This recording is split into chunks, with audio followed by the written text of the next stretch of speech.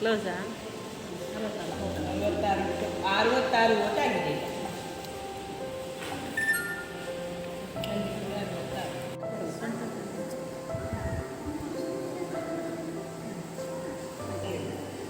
ಧನ್ರಾಜ್ 37, ಸುಶಾಂತ್ 44, ಅಶ್ರಫ್ 22.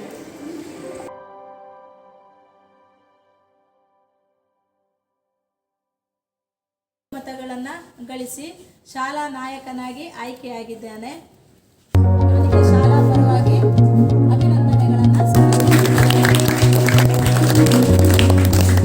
ಅದೇ ರೀತಿ ಶಾಲಾ ಉಪನಾಯಕನ ಸ್ಥಾನಕ್ಕೆ ಅಶ್ರಫ್ ಮತ್ತು ಸುಶಾಂತ್ ಇವರು ಸ್ಪರ್ಧಿಸಿದ್ರು. ಇದರಲ್ಲಿ ಸುಶಾಂತ್ 44 ಮತಗಳನ್ನು ಗಳಿಸಿ ಶಾಲಾ ಉಪನಾಯಕನಾಗಿ ಆಯ್ಕೆಯಾಗಿದ್ದಾನೆ.